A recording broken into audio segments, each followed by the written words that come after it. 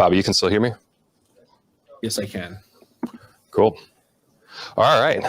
Well, here we are. Thanks for coming in. So for all of you who were hanging out during the technical difficulties, thank you for coming back to Crypto World, your first next door brick and mortar crypto ATM store. And we are happy to have Bobby Lee in. My goodness, Bobby, you have been in this space for quite some time now. Obviously just came out with a book, the CEO of Ballet Wallets. You also had an exchange. I mean, you've been in this space for a long time here. Before we get into talking about how we can increase Bitcoin adoption, I would really love to hear what you've seen through the years with your own journey with Bitcoin adoption. Yeah, so time goes by pretty fast. It's been like a flash. So I've actually, just thinking back, I've been in crypto for 11 years, for a little over 11 years, since 2011. And professionally, I've been in crypto for 9 years. That's I started dedicating my career to Bitcoin and crypto in early 2013. So coming up 10 years in about 6 months. So that's when I co-founded the very first Bitcoin exchange in China. It's called BTC China.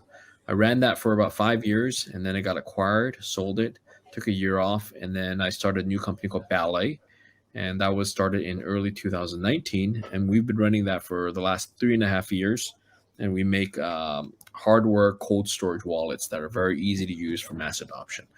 So I guess yes, exactly. You have that, and you have my book, Promise of Bitcoin. Very much, very excited. I just finished doing the voiceover recording of it for the audiobook earlier this year. So it's available in hardcover, as an ebook for Kindles, also in audiobook format, all available on Amazon. Promise of Bitcoin is actually a Wall Street Journal bestseller, so it's done quite well in the market. Now, back to your question about what I've seen change. Obviously, the biggest changes back then, 10, 12 years ago, it was just a Bitcoin. It was just a Bitcoin industry, right? For a good 3 to 5 years, it was just known as a Bitcoin industry. And obviously, with the advent of tokens and other coins and launching all of these other coins, we now call it the crypto industry. And then in the last year or so, there's been a further movement calling it sort of Web3, right? So the name has sort of been a moving target.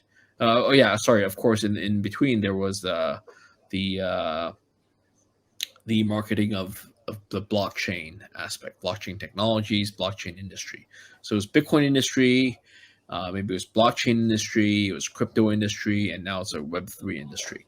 So the high level name has moved around a little bit, but fundamentally, it's still new. It's very young, right? I feel like compared to the internet days, we're probably in the mid or near late 90s. It hasn't really peaked out, gone onto everyone's radar yet. So even though the market caps and the crypto circulation has gone up into the tens and hundreds of millions of people worldwide, but we really haven't broken 1 billion people. We really haven't broken several billion.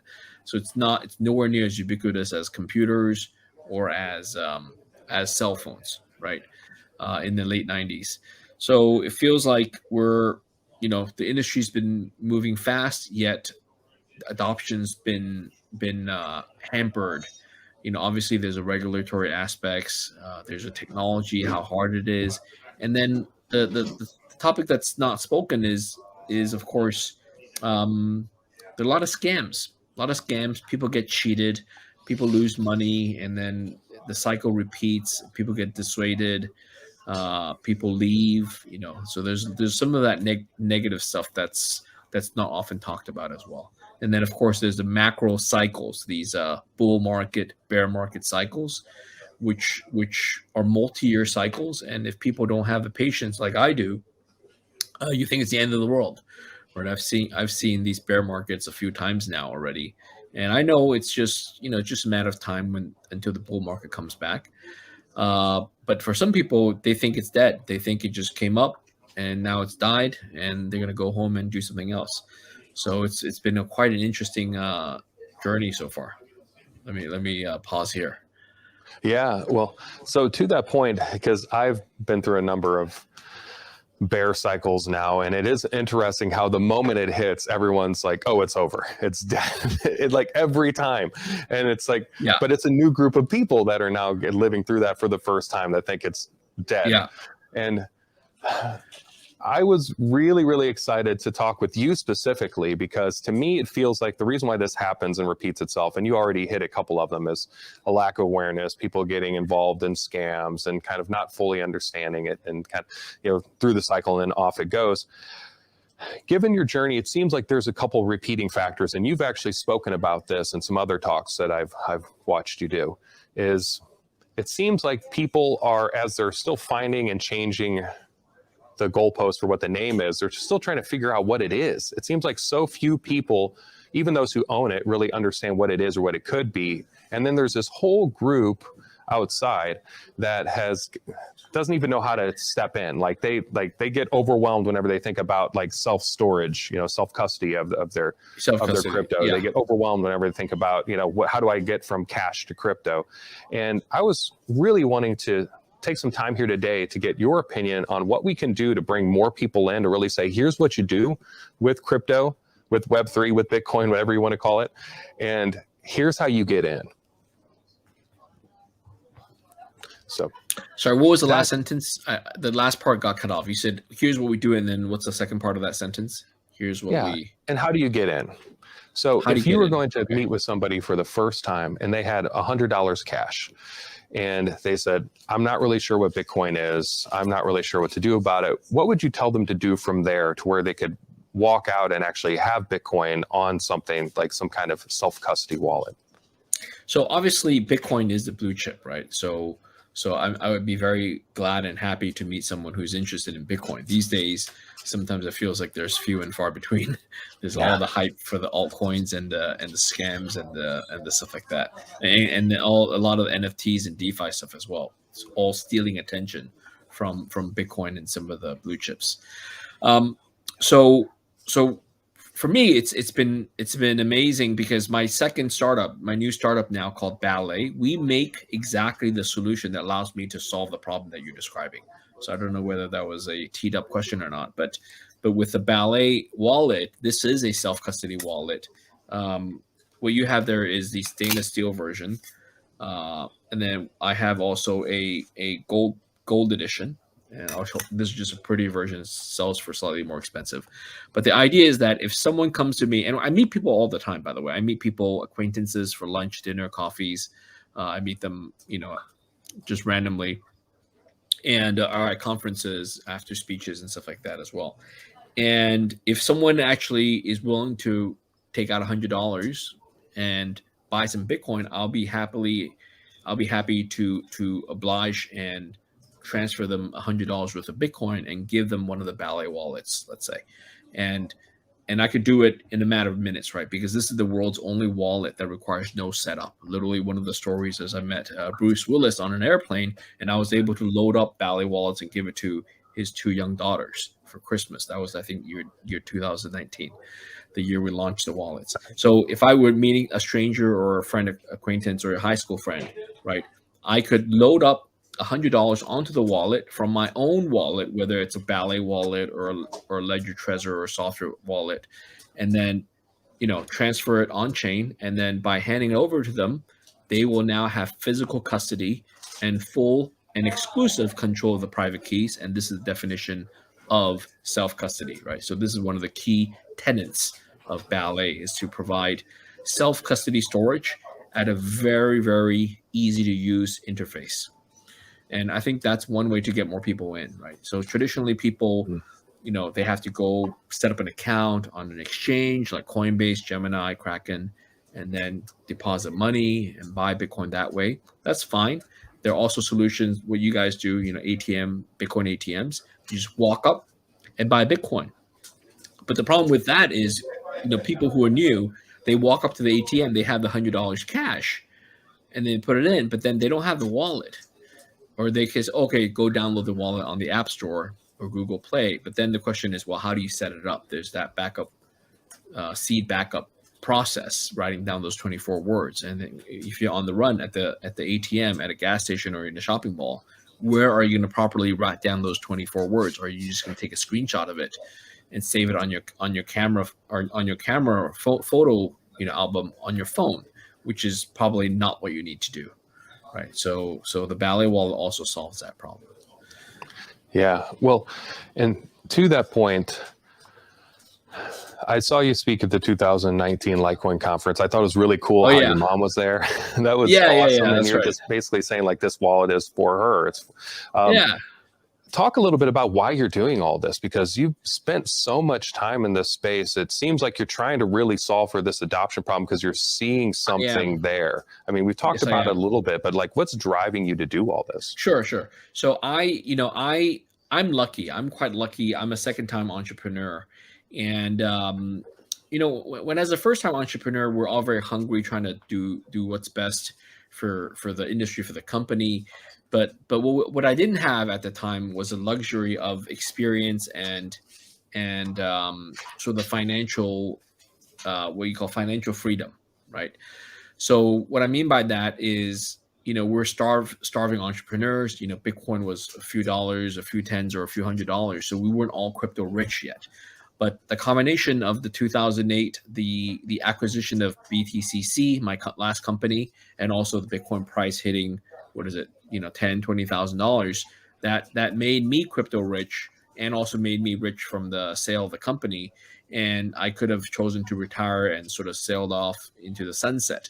But by the end of 2018, I realized my role in the industry is not done yet. There's so much more to do, and mainly is through the epiphany that hardware wallets, self-custody wallets, still very, very hard to use. I tell the story, a true story. I bought, a dozen of these devices and gave them out to my friends, in the summer of 2018, thinking that, they should use it like I use it, right? But it turns out, these are technical people, these are smart people, college educated, but they couldn't figure out how to use it. I mean, it's not that they couldn't figure it out, but they really needed some hand holding. So I actually had to hold a tutorial session, like a 2-hour block of time in the afternoon, and call in these 7-8 people and walk them through how to set up this process, set up this wallet safely, what mistakes not to make, what are the best practices, and so on and so forth. Everything from the key gen to the backup recovery to where to store it, to the PIN codes, to installing the software, the mini programs, and all that stuff, right? It literally took, half an hour or more per person to set it all up, and then how to use it, installing the software for the additional coins. So anyways, long story short, that's when the light bulb went off, said, hey, you know what? Can we have a better solution? And through a lot of brainstorming, I got a team together from a lot of my ex-colleagues at BTCC. We launched Ballet. We launched a team in early 2019 to do this, and I'm proud to say that this company that I'm starting, that we're starting, Ballet. I'm starting from a position of strength myself, in both financially and also experience wise.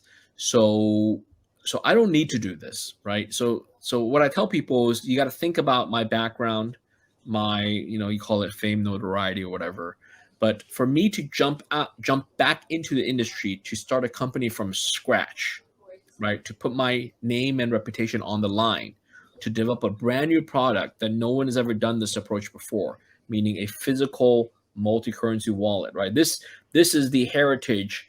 As an ancestor would be the Cassasius coin. I don't know if you've heard of the Cassasius Bitcoins, physical Bitcoins. That's the ancestor product to this.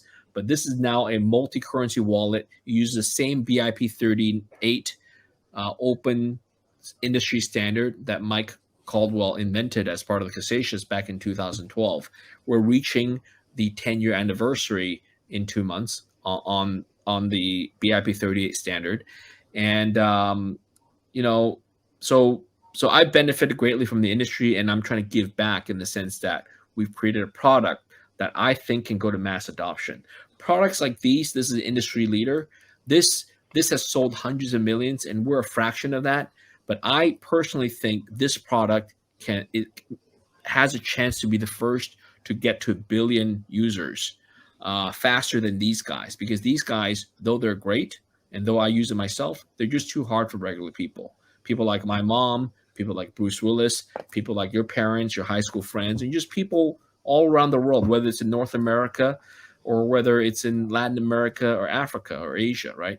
So I think, obviously there's going to be a mix of people storing their coins on exchanges, custodial, which we don't recommend, but people do that. Why do they do it? Because it's easy, right? So there's so many more people storing coins on custodial services because it's easy. And there's so few people storing on hardware devices because it's so hard. And we're trying to bridge that gap. We're trying to make a cold storage wallet self-custody, yet also as easy as storing on an exchange. So that's the magic formula. Now, will we succeed? Well, time will tell, but I can tell you I'm working very hard. We're very, me and my team, we're all very dedicated to this mission. So for us, it's not just about making money. It's actually about, bringing crypto to the mass market. And we've been around for 3 years. I'm proud to say, by the way, I'm saying publicly for the first time, there's probably no wallet out there, cold storage or otherwise, that has had no user funds lost in the last 3 years. But we're proud to say for our wallet, there's been no hacks, there's been no loss of funds for the last 3 years, and there's no stupid mistakes people can make. Aside, the only asterisk is, as long as you don't lose a physical wallet, you will not lose the funds, and that's been true for the last 3 years, right? And the worst is when you still have the device, the funds are lost. Either it got stolen by hackers, or worse yet, you're locked out of it because somehow it's too secure and your backup is screwed and the device is locked and bricked, or firmware upgrade gone bad, and you just can't get access to it. I've seen so many examples of people losing thousands, tens of thousands, even millions of dollars through misuse of wallets. And that's just makes me cry every time. Yeah, and it's actually quite incredibly common. So yeah, I mean, for those who aren't familiar with me, yourself, I would right? summarize myself as a Web3 impactivist, and part of that comes in with really reaching people that have the most need for crypto, those who don't have access to banks, those who are unbankable, those who have meaningful problems that they're trying to solve in a Web3 type of system. And that sounds all well and dandy, but having interacted with those people in live time, it is very hard for them to try to go through this process without losing some significant amount of money that they don't have. So it's hard for them. And then you started, on the exchange side, but it's hard for them to go into a place where they can safely purchase something. And then, of course, if they do that, hopefully they're not purchasing something that's a rug pull, which you mentioned earlier, kind of some half-baked cake or something. But then it goes from there. Let's say that they are purchasing something that it matters, that's meaningful, that isn't a rug pull. Well, who's going to hold it? And at the end of the day, we're seeing that a lot now. Whenever you don't have the custody, and then there's some kind of bridge attack or something, like think Axie Infinity or whatever. Yeah, like, so many examples. Yeah. I'll let you finish. Go ahead. So, to that point, I guess that's why it stands out to me so much. I think the largest gap that we have personally, and there's a number of them, of course, that we have to work on collectively as a community, but it's onboarding people in a safe way where they can feel safe about the purchase, but also feel safe about where it's stored, and without having to be overwhelmed. Because to the point with like looking at the Trezors and all that kind of stuff like that, of the people that I talk to, out of 30,000 of them, probably 100 of them would be able to figure out that on their own. And then, probably another couple thousand could figure it out with help. But there's thousands that would just never get to that point. And I feel like if we're going to get to where people can actually adopt it, they require something like this. Now, so to that end, I guess, where do you see Ballet going? You mentioned, of course, getting to the point where there's, many millions of people, 1 billion people holding the Ballet wallet. But what do you hope the outcome will be from all this? So our mission is to make crypto easy, right? That's our slogan, making crypto easy. Want to make crypto easy for regular people, and we mean real crypto, meaning you have to have custody, right? When your crypto is at a bank, at an exchange, it's effectively at a bank. It's effectively no different than fiat money where they control it. That's why that. And by the way, I've come full circle. As you know, I ran BTC China, BTCC. That was, at one point, was the world's largest exchange by trading volume. We surpassed and even MT Gox back in 2013 and 2014. At BTCC, and I'll be frank, we also launched a custodial wallet.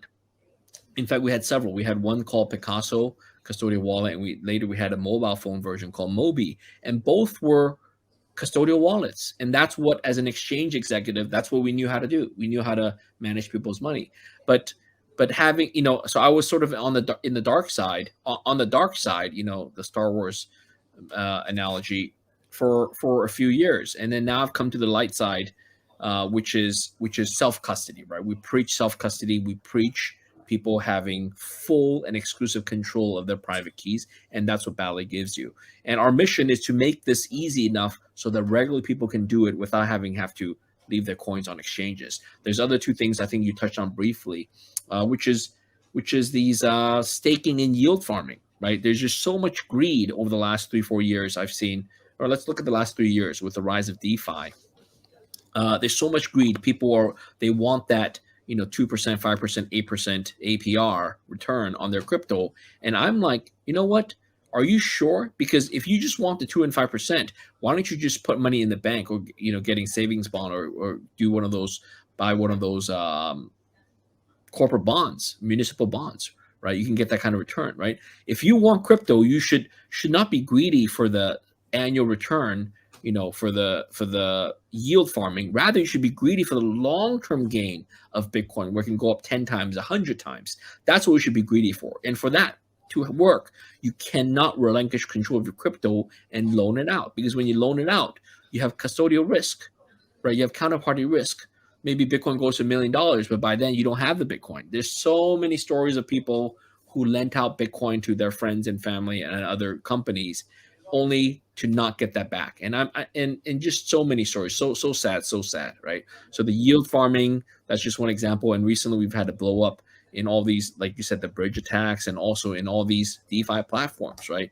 Whether it's a proper venture capital firm like Three Arrows Capital, or whether it's staking, the Luna UST stuff.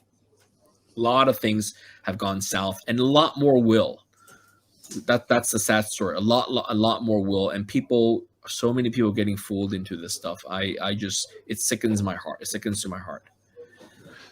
Well, and perhaps maybe for those who are less familiar, just so that way someone coming across this video at a later time can kind of step in and really feel why this matters to them, like why it connects to them. Why even worry about having custody of your crypto at all? Like, why does it even matter? Like, what's the purpose of a Ballet wallet as opposed to leaving it on Coinbase or whatever it might be? So without talking about Ballet, I think custody is so important, right? The whole point of cryptocurrency is, for the first time you have an asset, albeit a digital asset, that you can actually take custody and have control over it. Because prior to Bitcoin, that wasn't possible. Or think of money, right? The money I have, I may have a few dollars of cash in my wallet, but the bulk of the money I have, I'm talking about US dollars, fiat money, would be in banks, right? At a bank, in my case, Wells Fargo Bank, Bank of America. And some people may have it in the form of stocks, which is also custodied at a stock broker, right? So even real estate, right? Where's the title for your real estate? That's not something you carry with you, right? So the world, I've given speeches about this, which is property ownership, asset ownership has gone way towards what I call titled ownership. Title ownership is when you own something by name, by title, right? You own a car your car has a title, your home has a title, your stock account, your bank account has titles. The counterpart to that is a bearer asset. A bearer asset would be something that's physical, like my watch, right? My watch I own, I have it, right? Someone has to steal it off my wrist. It was like gold bars, cash, diamonds, jewelry, even red wine, right? Those are bearer assets, okay? And crypto is actually a bearer asset. And it doesn't require you, even though you can, it does not require you to surrender control and leave it at someone else. It's like this. Imagine going to the supermarket or going to a wine store, and you buy some wine and buy some food. but you don't bring it back. You leave it there. That's kind of idiotic. Why would you do that?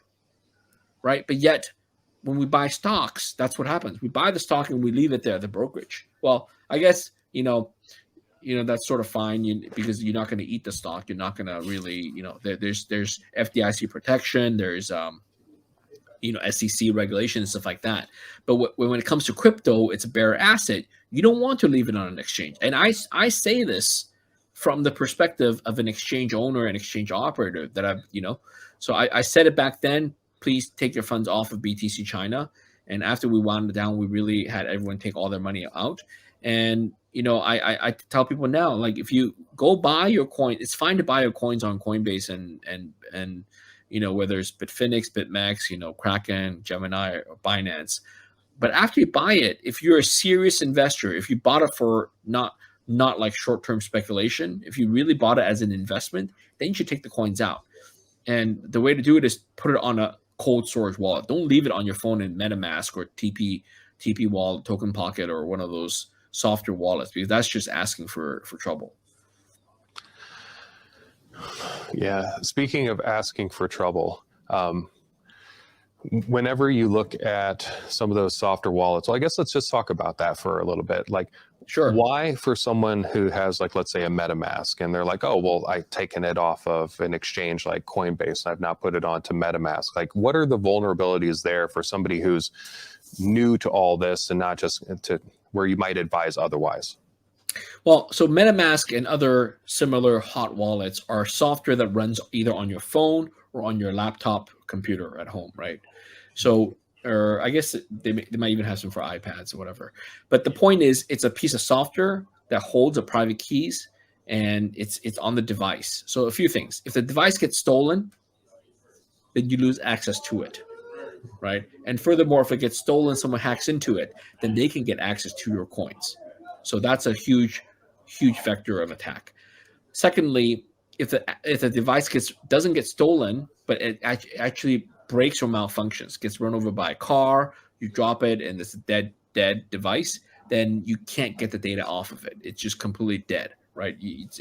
There's no data recovery, or if you get lucky with data recovery, then fine. If you don't, then you could lose a lot of money. So it all hinges on the backing up of the what do we call the seed recovery phrase. And these are either 12 or 24 words that are very critical. And the reality is, no one does their backup properly, right? I have years and years of crypto experience. I have decent operational security, but I can't talk about how I back up my seed recovery words. And I'm sure you do too. But for 1 billion people, how many are going to do it properly, right? It's going to be less than 0.1% who are going to do it properly, right? The rest of the 99%, some will just screw up. I see people who these companies, they provide a small piece of paper, you write down 24 words. And I see these are real friends of mine where they leave that sheet of paper in the same box with the device itself, in the box, in the drawer. And I'm like, dude, that's like the worst thing that you could do. If you're going to do this, you shouldn't be in crypto, right? So people don't know how to back it up properly, don't know what to do. And the worst is people using these software wallets on the phone. They just take a screenshot of the 24 words, and they tuck it away in their photo album.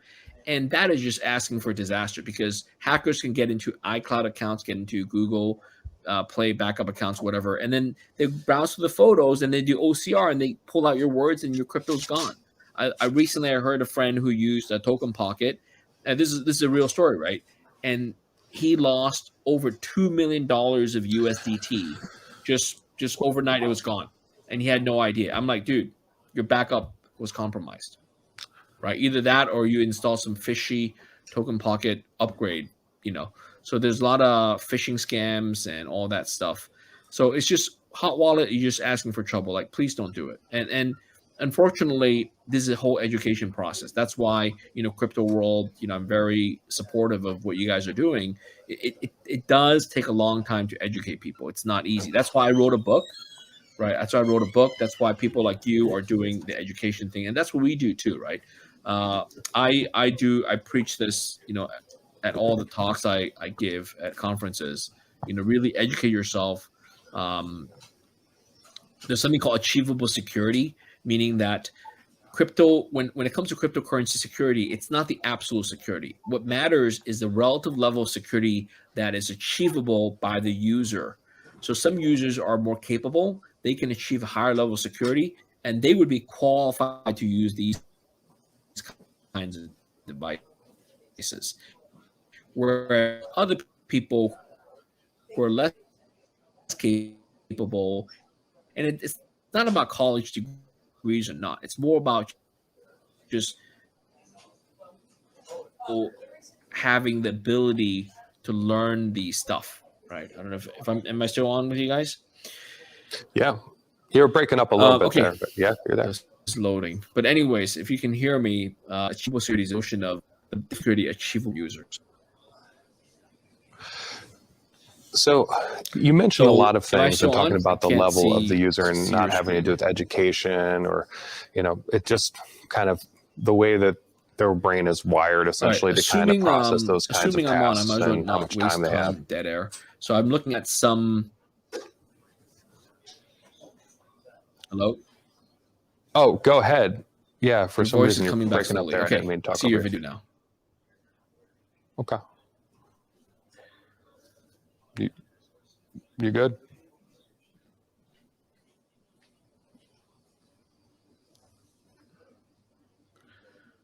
I'm not sure if it's my internet connection or something over there. I'm not sure. Let me check. Jonas, does it look like our internet connection is good? It seems like I'm moving around okay over there. Our internet connection's good. Okay, we're good. It's good on our side. Hello? Yeah. Bobby, you want to chat him? Okay. All right. Let him know he's good. So let me stop here and let you jump in with questions or comments. Yes, I'm here. Perfect. Can you hear me all right, by the way?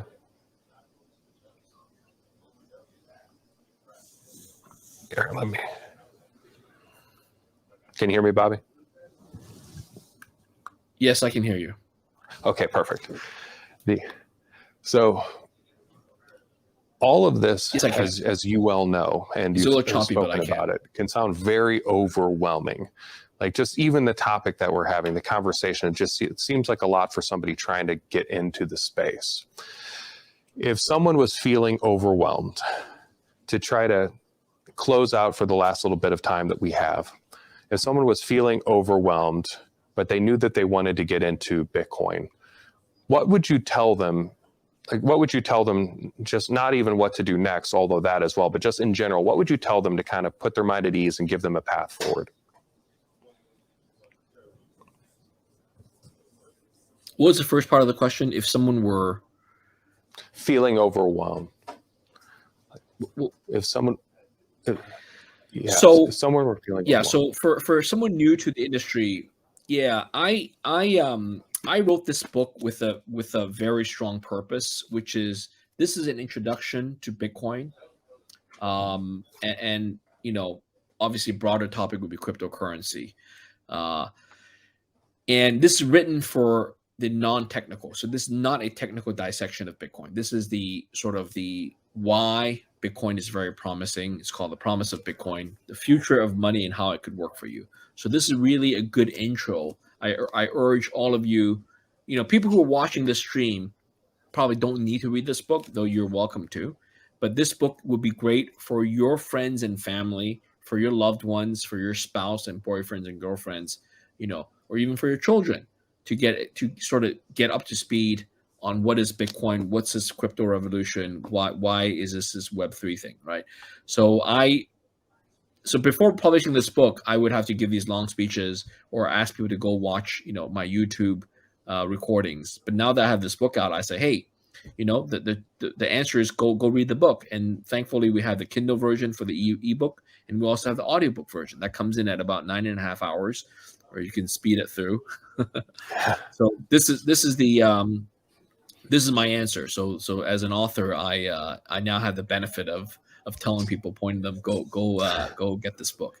So I give these books out at conferences, but otherwise it's about $30 MSRP, you know, on Amazon. You can get it for like 20 some bucks, yeah.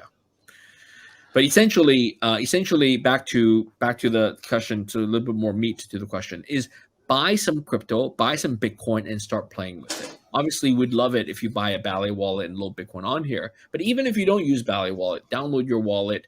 For small amounts of money, use a hot wallet, right? Buy it on exchange, move it to your wallet, start sending some transactions back and forth. Buy some things online, pay for coffee, and get a feel of what it means for cryptocurrency. Sending transactions, signing a transaction, sending it, confirming for it to confirm on the blockchain, seeing it on a block explorer. What does it mean for a transaction to have gone through? So all of that is just amazing, right? It really is amazing. So I learn more about it every year, even as a so-called expert. There are new things about Bitcoin and cryptocurrency that amaze me year by year. Yeah. So last question, then unfortunately we're out of time. I wish we had more time with you, Bobby. We could go on and on. The last question is, in your mind, why does crypto matter? Like, why does any of this matter? Why does you own it, I own it, anybody owns it? Yeah, it's very important because it comes down to a concept that is a non-crypto concept, what I call freedom and liberty. Okay, so I'm a proud American, a U.S. citizen. I'm a dual citizen with Hong Kong as well, but I'm more proud to be an American. My parents immigrated to the U.S. in the 1990s, and I came along as well. I'm grateful for the education system and all that. But what's more important is in America, the notion of government and country is serviced by the people, right? The government is for the people, by the people. It's this notion of the ideals, the democratic ideals, right? Freedom, liberty, pursuit of happiness.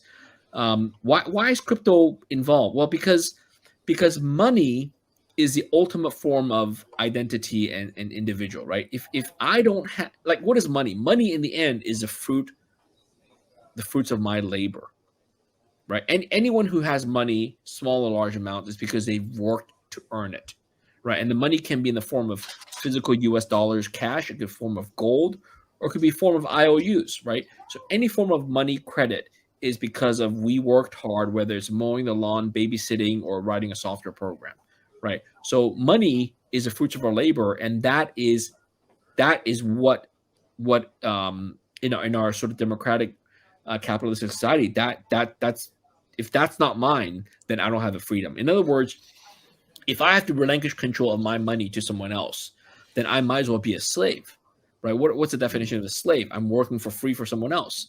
So if I don't get the output, the money that I've worked, if my money is controlled by someone else, where they decide how I spend it, where they decide if I can spend it, where they decide who I can transfer to and who I'm not allowed to transfer to, right? Then that's just a dead end. That's just leading society down a death spiral, right? Recently, I went to Macau and I pulled out ATM card and I stuck it in the ATM to get some cash, and it was expired, right? And of course, yes, we know ATM cards expire, but as a crypto person, I looked at that. I was like, dude, this is crazy. My money that I deposited into this trusted bank, right, issued me an ATM card that's expired, and because of COVID, I didn't get it renewed and stuff like that. So I couldn't get my money out, right? And then I plugged into one of my other ATM cards from one of my banks in China and try to get money out, and then they wouldn't let me either because China has some regulation where if you get money out from a Chinese bank in Macau, you have to do KYC, you have to have a national ID, and I don't have a Chinese national ID, so I couldn't do it. So even though I had money in my Chinese bank, I couldn't get that money out from the ATM in Macau because I don't have a Chinese ID. Wow. So that's two strikes. And you know what happened? I had lunch with a good friend, and we were talking about Bitcoin, and he wanted to buy some Bitcoin. I'm like, yeah, great. He had cash. He's one of those cash guys. He carries a lot of cash. And I'm like, awesome. I told him the story. I couldn't get money out of the ATMs, both with my HSBC card and with my Bank of China card.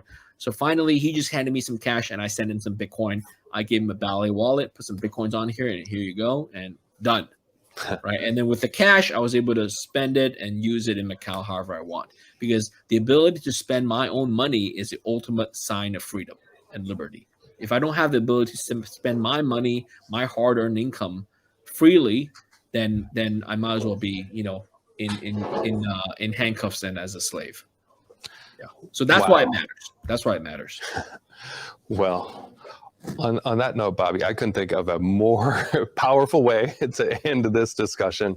And I agree with you. Clearly, we agree with you wholly. That's at Crypto World here. We want to give that power, that freedom back to people. And we understand that it starts by people needing to be able to walk in with cash and be able to walk out with Bitcoin, perhaps on a Ballet wallet or something else, but to be able to step into this in a safe way. And so for those of you who are tuning in now, make sure to come back and join us. We're going to be having a conversation with Brendan Laban.